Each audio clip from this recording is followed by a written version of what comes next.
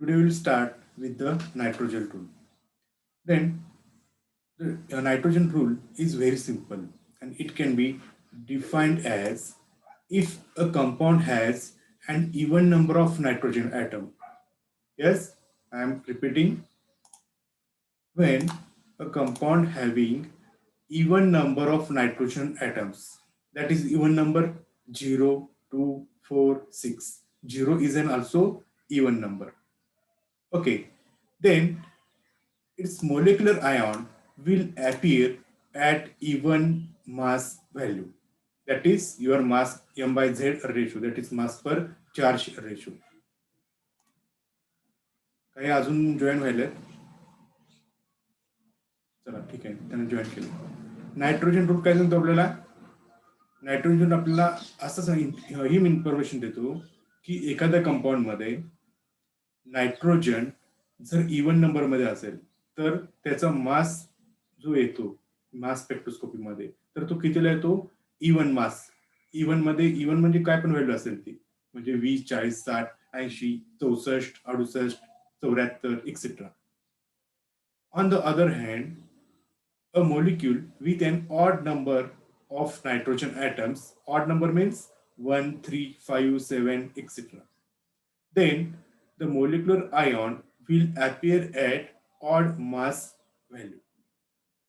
Let's start with example. For example, ethylamine. The formula is CH3 CH2OH. Sorry, NH2. CH3 CH2 NH2. If we can see here, this molecule, the name of this compound is ethylamine. Okay, this molecule contains only one nitrogen atom. One is an odd number. Okay, so that nitrogen having one nitrogen, hence we call as odd nitrogen. And whenever we will take its mass spectroscopy of ethylamine, then the molecular ion will appear at odd number, that is 45. 45 काय ही value? Odd number आहे, बरोबर. आता 45 कशी आली बघा. CH3 CH2 NH2 ह्यांचा आपण मास calculate करूया. ह्याच्यामध्ये किती कार्बन आहेत? 2. म्हणजे 12 गुणिले 2. 12 म्हणजे कार्बनचा मास नंबर. 12 दुनी 24. त्याच्यानंतर नायट्रोजन किती आहे? 1. 24 प्लस 14 किती झाले? 28, 38 झाले. ओके, आणि हायड्रोजन्स किती आहेत त्याच्यामध्ये? तर त्याच्यामध्ये हायड्रोजन्स आहेत 7. म्हणजे किती झाले? 12 दुनी 24, 24 मध्ये 14 आपण ऍड केलं, 28, 38, 38 मध्ये 7. येस, तर आपल्याला व्हॅल्यू मिळेल 45. मग 45 नंबर हा कसा आहे? ऑड नंबर आहे. 45 नंबर कसा आहे? हा ऑड नंबर आहे.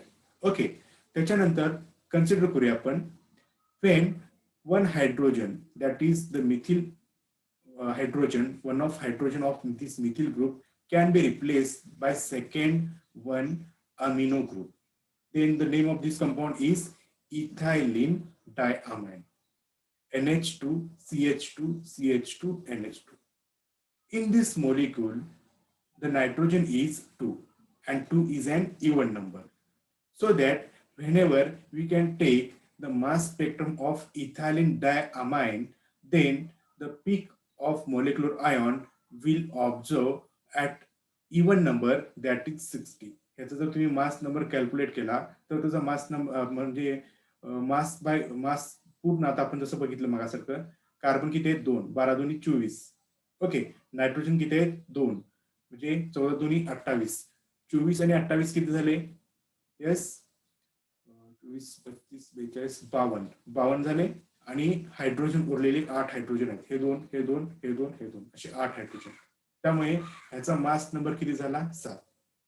Basically or simply, the nitrogen rule we can explain as whenever the molecule contains no hydrogen or even number of hydrogen, then the molecular ion will appear at even mass number, appear at even mass by charge value, m by z value.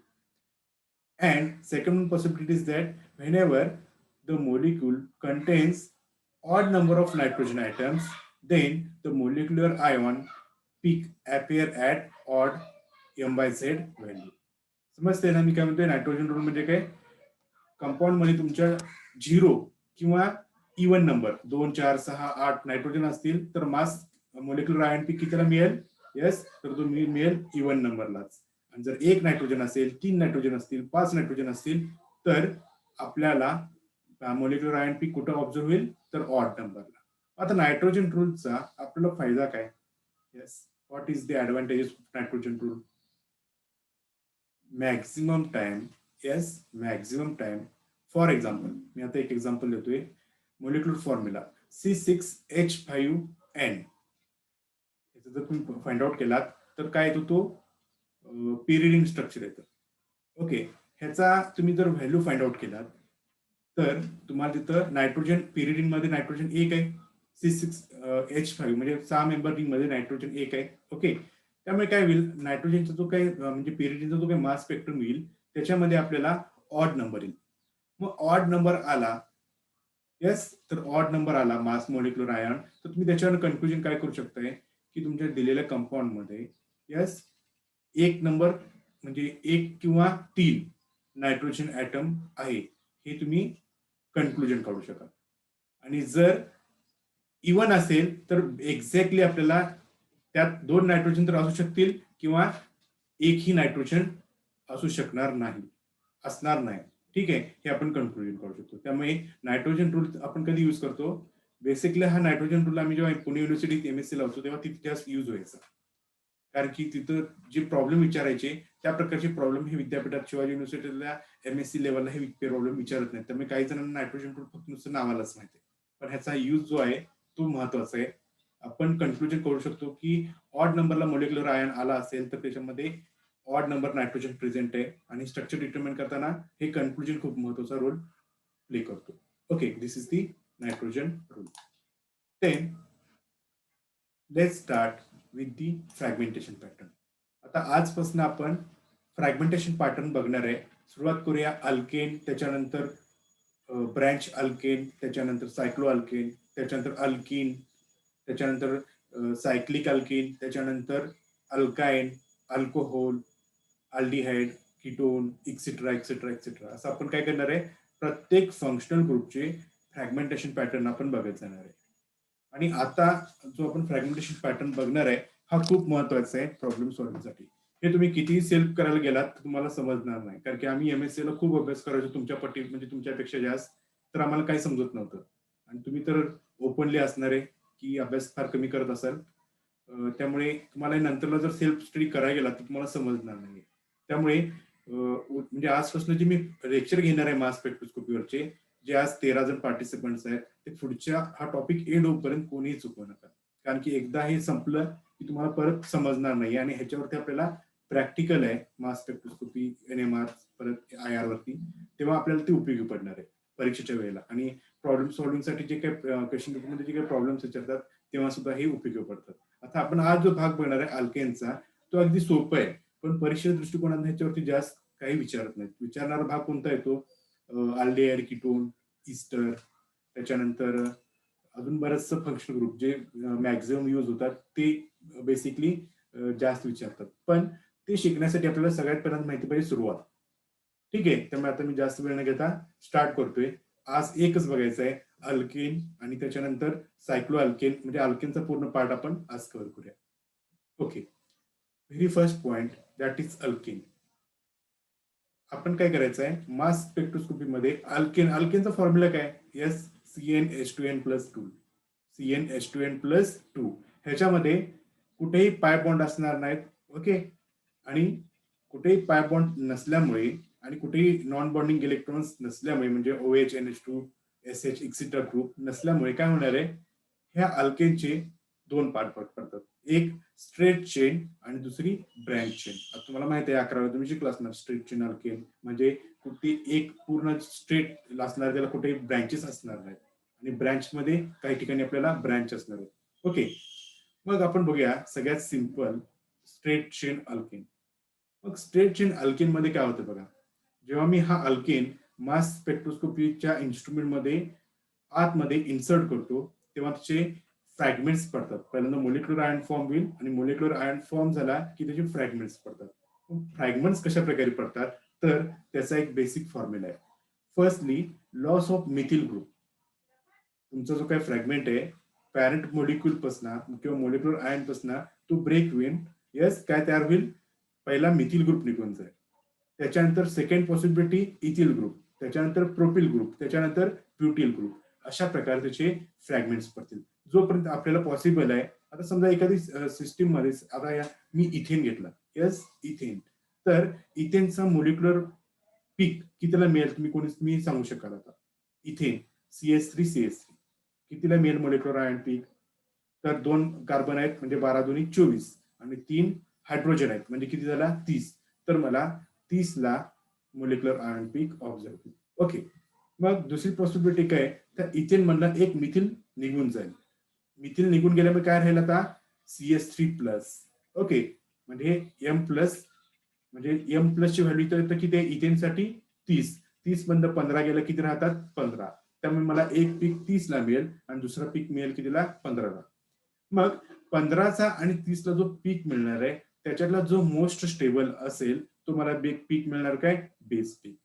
आणि काही वेळेला आपण बघितलं molecular ion पीक आणि base पीक एकत्र सुद्धा असू शकतात किंवा 15ला मिळणार जर मिथिल जर जास्त स्टेबल असेल तर तुम्हाला काय पीक मिळेल? तर ते तुम्हाला बेस पीक मिळेल. ओके.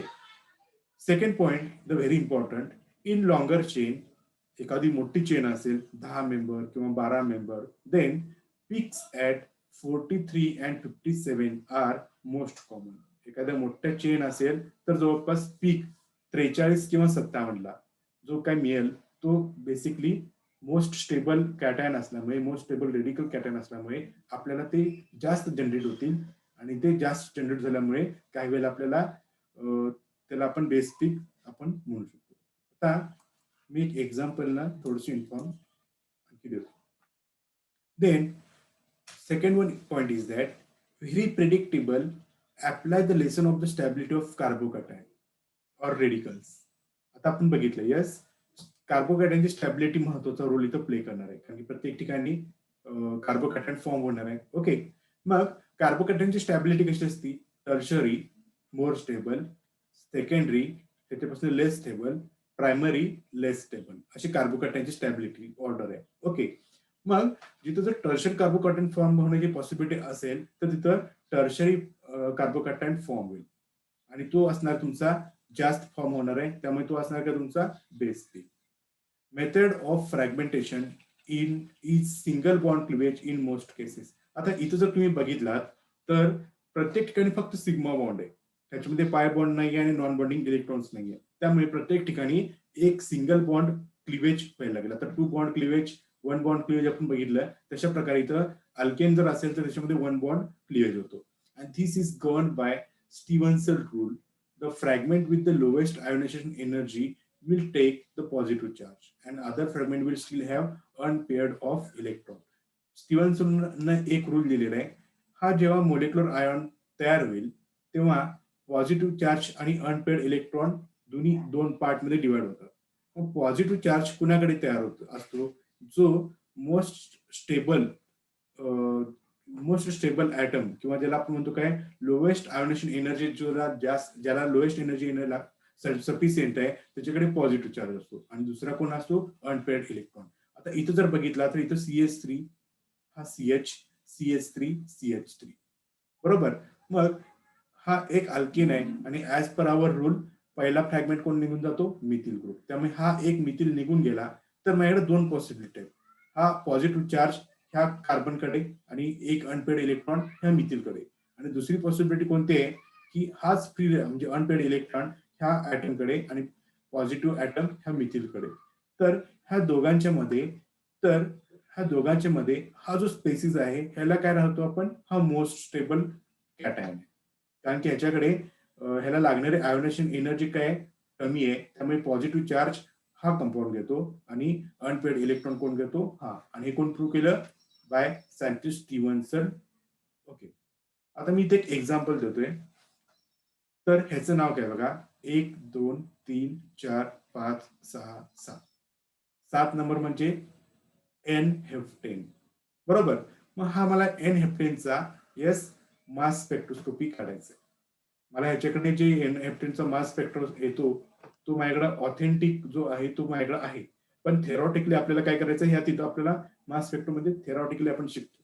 ओके, आता मी काय घेणार, हा एन हेप्टेन मला वाटतं गॅस आहे आणि हा गॅस मी काय करणार आहे, माझ्याकडे मास स्पेक्ट्रोस्कोपीचा इन्स्ट्रुमेंट आहे, त्या मास स्पेक्ट्रोस्कोपी मध्ये एन हेप्टेनचा गॅस मी पास करणार आहे. मग गॅस पास केल्यानंतर मला भाग कोणता आहे, हा ऑलरेडी गॅस असल्यामुळे मला गॅसमध्ये काही कन्वर्ट करायची आवश्यकता नाहीये. त्यामुळे मला मी याच्यात काय घेणार, आयोनेशन टेक्निक यूज करणार. कोणती आयोनेशन टेक्निक मी यूज करू शकतो, इलेक्ट्रॉन आयोनेशन यूज करू शकतो, केमिकल आयोनेशन यूज करतो, सिम्स, फॅप, मॅट्रिक्स, फिल्ड डिसॉप्शन, जे आपल्याला माहिती असणार कोणतीही एक टेक्निक आपण यूज करू शकतो. पण इथं आपण आपल्याला समजण्यासाठी मी इथं इलेक्ट्रॉन इम्पॅक्ट आयोनेशन यूज केलेलं आहे. इलेक्ट्रॉन इम्पॅक्टला एनर्जी किती असते, 70 electron volt, 70 electron volt. Okay, मग 70 इलेक्ट्रॉन व्होल्ट एनर्जी हा ऍब्सॉर्ब केल्यानंतर काय होईल, ह्या एन हेप्टेन मधनं एक इलेक्ट्रॉन निघून जाईल आणि मला काय तयार होईल, रेडिकल कॅटायन. अशा प्रकारे मला काय झाला, रेडिकल कॅटायन. मग हा रेडिकल कॅटायन तयार झाला तर ह्याला आपण काय म्हणतो, मोलेक्युलर आयॉन. ह्याला काय म्हणतो मी, मोलेक्युलर आयॉन. मग मोलेक्युलर आयॉन का तयार झाला याच्यातला, तर मला ह्याचा पहिला पीक मास स्पेक्ट्रोस्कोपी मध्ये ऑब्झर्व होणार आहे. ह्याला आपण म्हणणार आहे काय, पॅरेंट आयॉन पीक किंवा मोलेक्युलर आयॉन पीक. जर सायंटिफिक लँग्वेज यूज केलो तर त्याचं नाव आहे मोलेक्युलर आयॉन पीक, आणि आपल्याला समजण्यासाठी जर आपण भाषा यूज केलो तर त्याचं नाव आहे पॅरेंट आयॉन. ओके, पण आता आपण यूज करूया काय, मोलेक्युलर आयॉन. मग ह्याच्यामध्ये कार्बन किती आहेत, 1 2 3 4 5 6 7, 7 कार्बन, आणि त्याचा मास नंबर किती, 12. 12 ते 84. हायड्रोजन्स किती आहेत, 3 4 5 6 7 8 9 10 11 12 13 14 15 16. 84 प्लस 16 किती झाले, तर 100. त्यामुळे मला मास स्पेक्ट्रोस्कोपी मध्ये मोलेक्युलर आयॉन पीक कितीला मिळेल, 100 ला मिळेल. ओके, त्याच्यानंतरचा पुढचा भाग, हा पॅरेंट आयॉन जो आहे किंवा मोलेक्युलर आयॉन जो आहे हा हायली कसा असतो, अनस्टेबल असतो, आणि तो काय होईल, फ्रॅगमेंट्स मध्ये ब्रेक होईल. पहिला फ्रॅगमेंट्स अल्केनसाठीचा रूल कोणता आहे, तर loss of methyl group. Okay, loss of methyl group. त्यामुळे इथला जो काही मिथिल ग्रुप होता तो लॉस झाला आणि मला हा फ्रॅगमेंट मिळाला, CH3 CH2 CH2 CH2 CH2 CH2. म्हणजे 7 कार्बन पैकी एक कार्बन निघून गेला, उरले किती, 6 कार्बन. मग ह्याचा जो काही मला फ्रॅगमेंट मिळणार आहे मास स्पेक्ट्रोस्कोपी मध्ये तो कसा मिळणार आहे, M प्लस मायनस 15. 15 कुणाचा मास, तर ह्या मिथिलचा 15. Okay, M plus minus 15. त्यामुळे 100 मधनं 15 गेलं तर मला कितीला मिळणार पीक, 85. आता पीक कुठे कुठे मिळणार बघा, 100 ला एक पीक मिळणार, 85 ला एक पीक मिळणार. परत हा आहे अनस्टेबल, परत ह्याची काय होईल, परत एक डॉटर तयार होईल. ओके, अशा प्रकारे हा अनस्टेबल परत डॉटर आयन तयार होतील आणि मला एक काय होईल, दुसऱ्या पार्ट मध्ये इथिल ग्रुप निघून जातो. हा आपण कन्क्लुजन काढलं, इथं दाखवतो मी, म्हणजे तुम्हाला बघा, loss of ethyl, loss of propyl, loss of butyl. तशा प्रकारे आपल्याला इथून एक मिथिल गेल्यानंतर दुसऱ्या पार्ट मध्ये आपल्याला इथिल निघून जाईल, CH3 CH2 डॉट. डॉट म्हणजे अनपेअर्ड इलेक्ट्रॉन, आणि हा आहे पॉझिटिव्ह चार्ज पार्ट. ओके, मग ह्यातनं परत M प्लस, म्हणजे हा तुमचा M प्लस व्हॅल्यू किती आहे, 100. 100 वजा 29 किती येईल आता, M/Z 71. परत हा फ्रॅगमेंट होण्याची पॉसिबिलिटी आहे, जोपर्यंत हा मॉलिक्यूल कम्प्लीट जात नाही तोपर्यंत फ्रॅगमेंट होतच राहतात. त्याच्यानंतर तिसरी पॉसिबिलिटी तो हा आहे, removal of propyl group. Propyl group जेव्हा निघून जातो तेव्हा प्रोपिलचा मास नंबर किती येतो, 43. त्यामुळे M प्लस मायनस 43 किती येतात, 100 मधून 43 केलं तर उत्तर येतं 57. ओके, अजून फ्रॅगमेंट होण्याचे पॉसिबिलिटी आहेत, हे मी परत दुसऱ्या स्लाइडवर घेऊन दाखवतोय. तर प्रोपिल गेला तर ब्युटिल जाईल, 1 2 3 4. ब्युटिलचा किती येतो मास नंबर, यस, तर ब्युटिलचा येतो M मायनस 57, म्हणजे ह्याचा मास नंबर येतो 57. 1 2 3 4, 12 गुणिले 4 किती झाला, 12 12 36, 12 25 12 36 12 चौक 48. त्याच्यानंतर 50 52 54 आणि हे 3 57, म्हणजे M प्लस मायनस 57 किती होतात, 100 मधून 57 गेले तर 43. तर हा 43. त्याच्यानंतर हा परत फ्रॅगमेंट होऊ शकतो, कारण की अजून आपली रेंज कुठपर्यंत गेलेला आहे, ह्या 4 पण गेलेला आहे. हा 5 नंबर आहे, इथं ब्रेक होऊ शकतो आणि आपल्याला इथिल रेडिकल कॅटायन, आणि हा आपला असणार आहे न्यूट्रल रेडिकल, ज्याला आपण म्हणतो अनपेअर्ड इलेक्ट्रॉन. ते इथं तयार झालेलं आहे. ओके, हा निघून गेल्यानंतर 71 ने लेस होतो आणि मला एम बाय झेड तिथला मिळेल 29. अजून एक पॉसिबिलिटी आहे की हा बॉन्ड ब्रेक होईल आणि मला मिथिल कॅटायन मिळून जाईल. पॉसिबिलिटी आणि त्यातनं 85 निघून गेल्यानंतर एम बाय झेड 15. आता मागच्या स्लाइडमध्ये मी 3 डॉटर दाखवलं आणि हा स्लाइडमध्ये मी 3 डॉटर्स दाखवले. ओके, हे जे काही अनपेड इलेक्ट्रॉन आहेत हे मास स्पेक्ट्रोस्कोपी डिटेक्ट करत नाहीये, त्यामुळे हे आपल्याला अनवॉन्टेड आहेत, हे निघून जातात ऑटोमॅटिकली. त्याला एक इन्स्ट्रुमेंट मध्ये त्याला एक पार्ट जॉईन केला जातो, त्यातनं हे काय केलं जातात, ह्यांना बाहेर इजेक्ट केलं जातं. बाकी उरला भाग कोणता, हे जे पॉझिटिव्ह चार्ज भाग आहेत, येस पॉझिटिव्ह चार्ज, हेच फक्त तुमच्या डिटेक्टरकडे जातील आणि त्या प्रकारे आपल्याला 15, 29, 43, त्याच्यानंतर मगाशी किती होता तो 57, 71, 85, 100 अशा प्रकारे मला 7 काय म्हणता येईल आपल्याला आयन्स मिळतील. त्यातला एक आहे मोलेक्युलर आयॉन आणि दुसरा असणार आहे बेस पीक. मग आता प्रश्न पडला असेल ह्यातला बेस पीक कोणता असेल, तर आपण एक्झॅक्टली बेस पीक प्रत्येक वेळेला कन्क्लुजन काढू शकत नाही बेस पीक कोण असू शकेल. आता ह्याच्या आधारे मी टेंटेटिव्ह एक ग्राफ काढलाय मास स्पेक्ट्रोस्कोपीचा. कसा आहे mass spectroscopy tentative graph, relative intensity percentage with M by Z ratio. 100ला जो पीक असणार आहे तो आपण काय म्हणतो, molecular weight of the compound. आता एनएफटीचा मोलेक्युलर वेट 100 आहे आणि मला 100ला पीक ऑब्झर्व झालाय. त्याच्यानंतर एक मिथिल ग्रुप निघून गेल्यानंतर 85ला, एक इथिल ग्रुप निघून गेल्यानंतर 71ला, एक प्रोपिल ग्रुप निघून गेल्यानंतर 57ला, एक ब्युटेन ग्रुप निघून गेल्यानंतर 43ला, 5 नंबर कंपाऊंड निघून गेल्यामुळे 29 आणि 6 नंबर निघून गेल्यामुळे 15. अशा प्रकारे मला इथून 7 पीक ऑब्झर्व होतील. आता प्रश्न पडलेला असणार आहे की ह्या 7 पीक पैकी मोलेक्युलर आयन पीक जो आहे त्याची इंटेन्सिटी किती असेल. आणि दुसरा प्रश्न असणार आहे ह्या 7 पैकी बेस पीक कोण असेल. तर ह्याचं उत्तर आहे प्रत्येक वेळेला मोलेक्युलर आयन पीकची इंटेन्सिटी ही कमी जास्त असू शकते, कारण की मोलेक्युलर आयन पीक, यस मोलेक्युलर आयन पीकची इंटेन्सिटी ही कुणावर डिपेंड असते, जो स्टार्टिंग मोलेक्युलर आयन तयार होतो त्याचे स्टॅबिलिटीवर असते. जर कमी स्टेबल असेल तर त्याची इंटेन्सिटी अगदी कमी असणार आहे आणि जास्त स्टेबल असेल, अगदी प्रमाणापेक्षा जास्त स्टेबल असेल तर तू बेस पीक असेल, किंवा त्यापेक्षा मीडियम स्टेबल असेल तर तू काय असणार आहे, त्याची इंटेन्सिटी 40-50% एक्सेट्रा असू शकेल.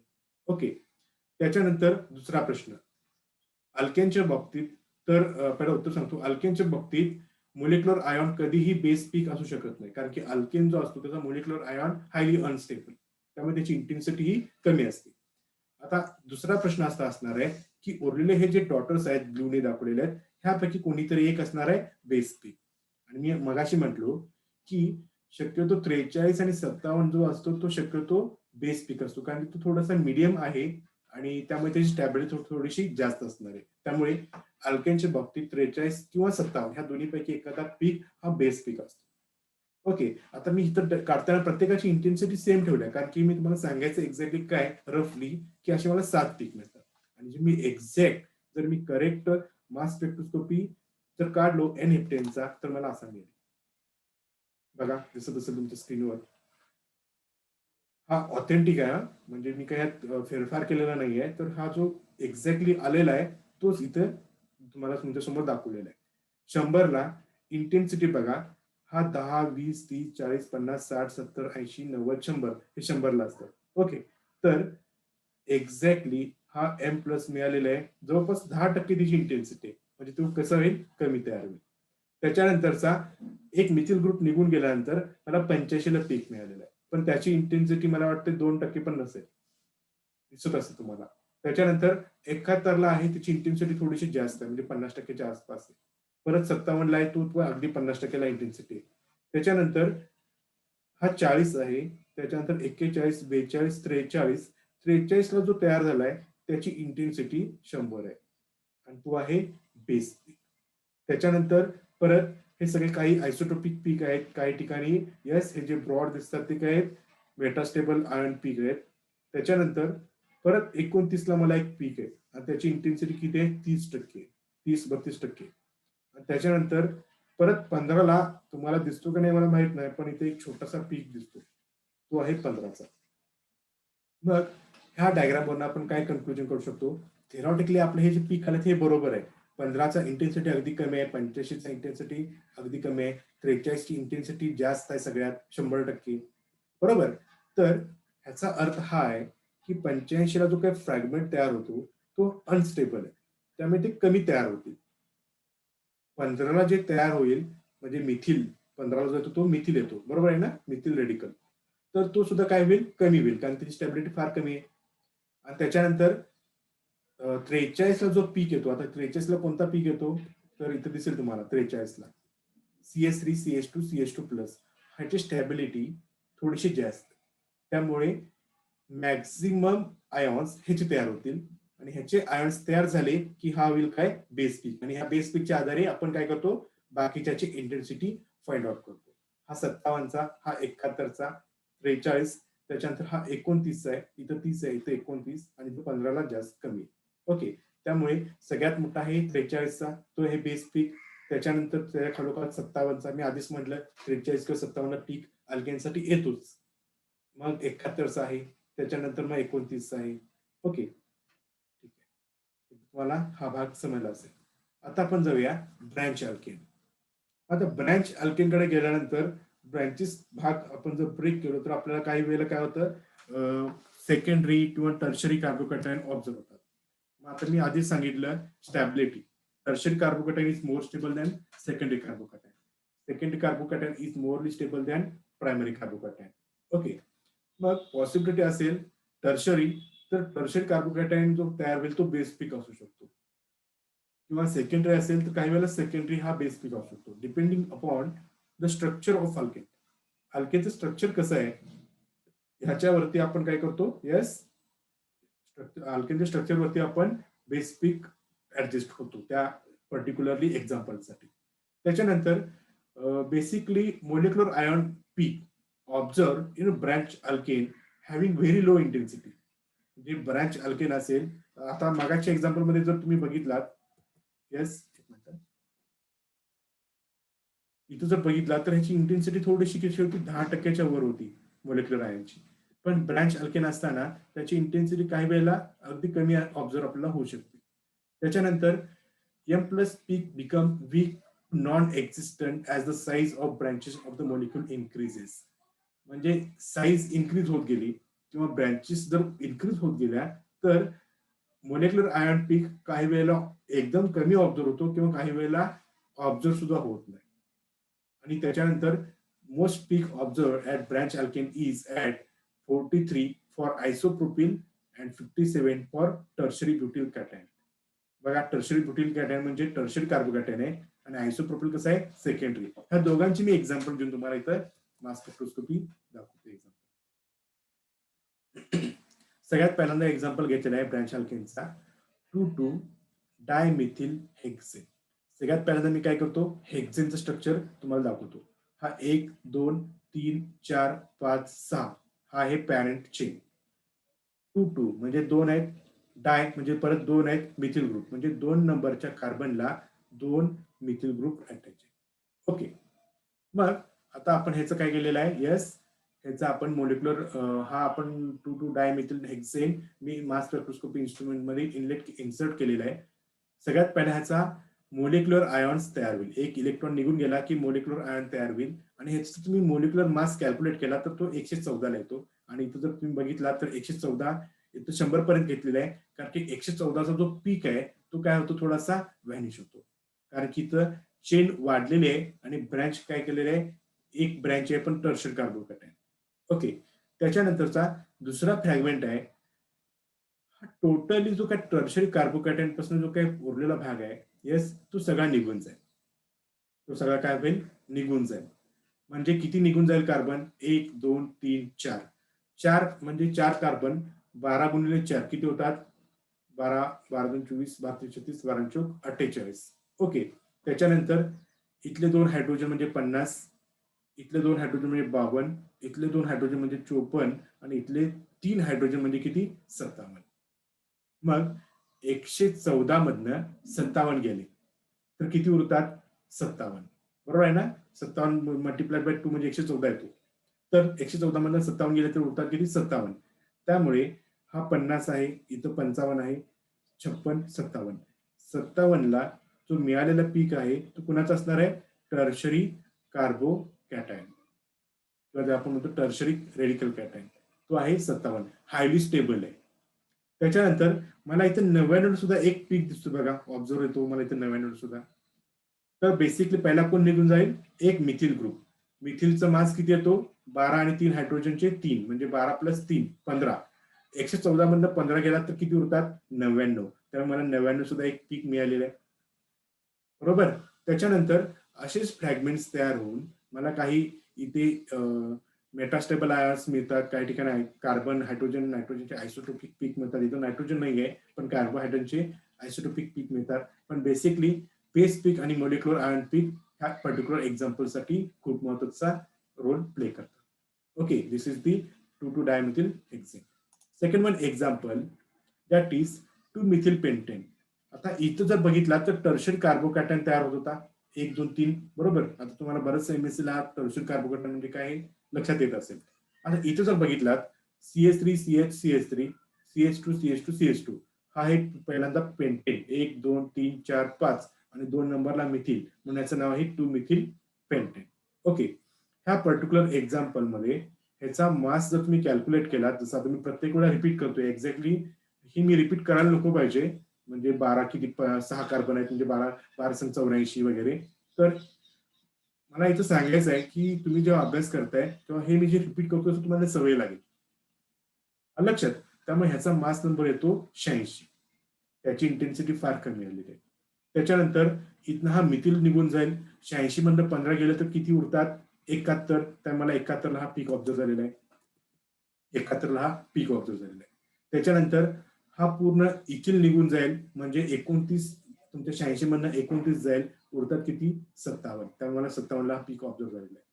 त्याच्यानंतर हा कम्प्लिटली 3 मेंबर कार्बन निघून जाईल आणि इथं मला तयार करायला गेला आता सेकंडरी कार्बोकॅटायन बरोबर. आणि सेकंडरी कार्बोकॅटायन जो आहे तो प्रायमरी पेक्षा स्टेबल आहे, त्यामुळे हा मला काय मिळेल, बेस पीक मिळेल 43. त्याच्यानंतर हा मिथिल ग्रुप निघून जाईल, परत मला उरतात किती, यस, तर मला 15 ला एक पीक मिळेल अशा प्रकारे. इथे दिसतो तुम्हाला 15 ला छोटा.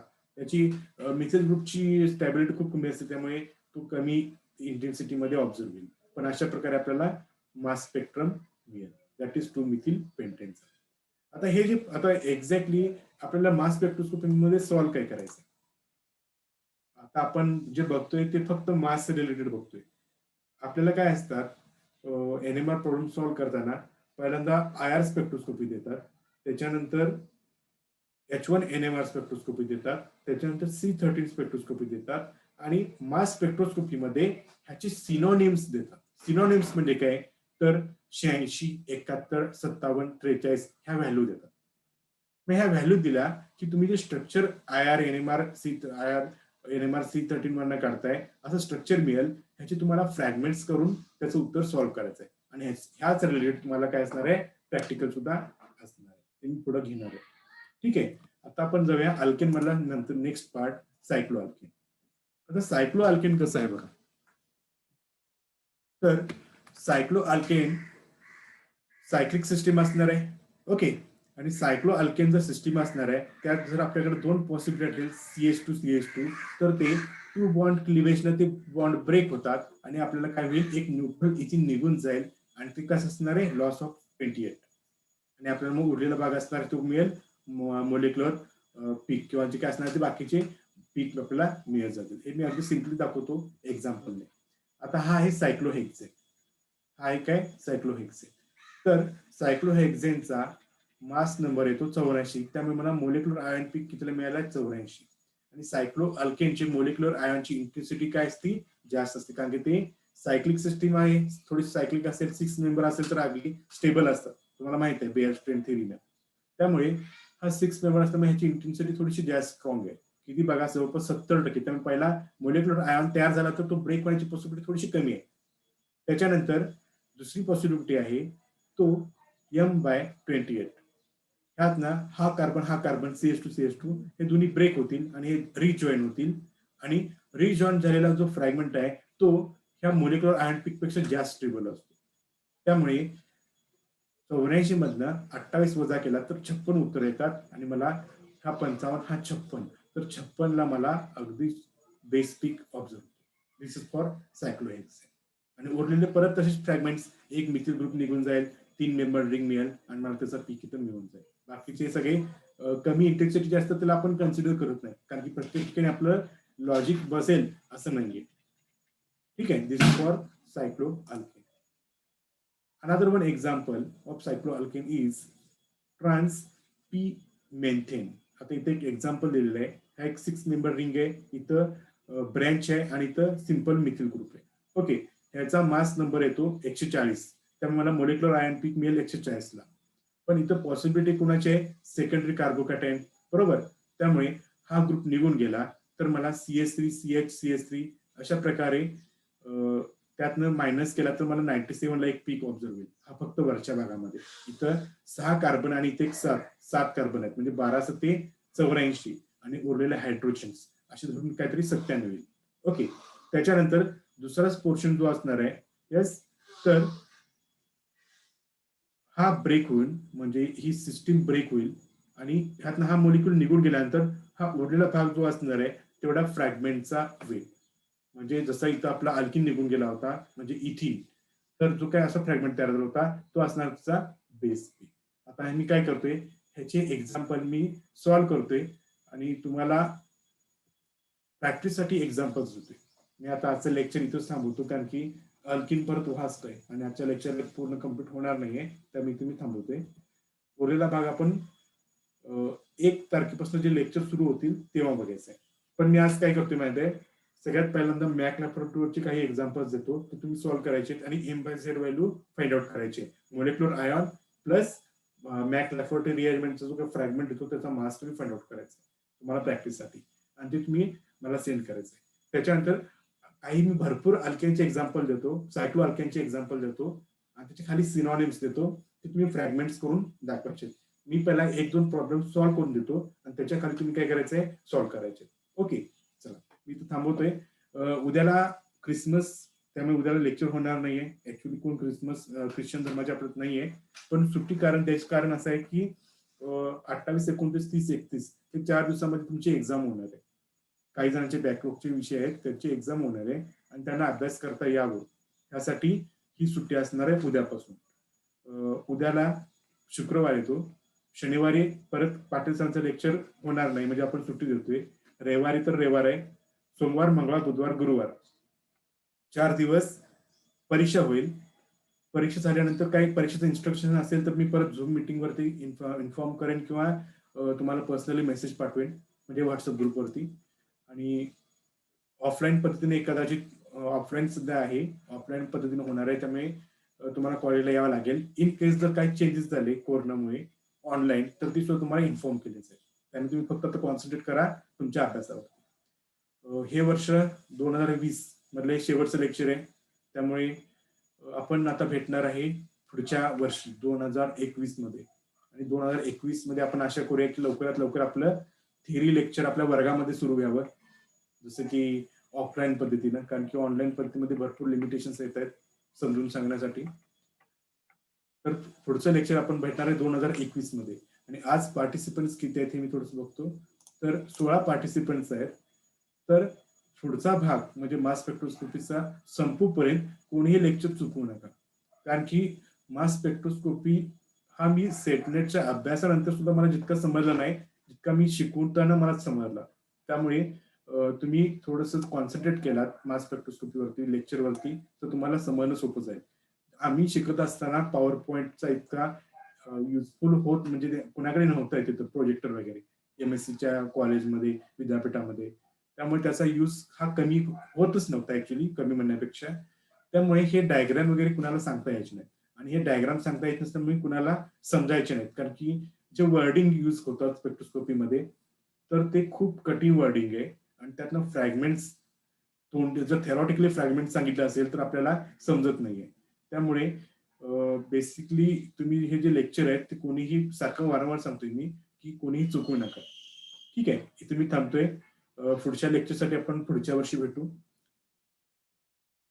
आणि परीक्षेसाठी बेस्ट ऑफ लक, ज्यांचा विषय राहिलाय ते. एकमेव संधी आहे जी मल्टिपल चॉईस क्वेश्चन आपल्याला पेपर द्यायचा आहे. इथून पुढचे सगळे पेपर थेअरी, जसं आपण ह्याच्या आधी बघितला 80 मार्काचा थेअरी पेपर अशा प्रकारे होणार आहे आणि तो खूप परत कठीण असणार आहे. त्यामुळे हा लास्ट चान्स आहे. त्या लास्ट चान्स मध्ये एक्झाम क्लिअर करून फ्रेश स्टुडंट सारखे तुम्ही सेकंड इयरला अपिअर व्हा, जेणेकरून फक्त सेकंड इयरच टेन्शन राहील. ओके, इथं मी थांबतोय आणि पुढचं लेक्चर आपण 1 तारखेला जो कुणाचा वार असेल, पाटील सर किंवा माझं लेक्चर, ह्या प्रकारे होईल. ठीक आहे, चला बेस्ट ऑफ लक परीक्षेसाठी. आणि इथं मी थांबतोय. हे तुम्ही इथपर्यंत सगळं ज्यांचे विषय म्हणजे एक्झाम नाहीये त्यांनी हे इथपर्यंत व्यवस्थित लिहून काढा आणि प्रॉब्लेम सॉल्व्ह करा आजच्या आज.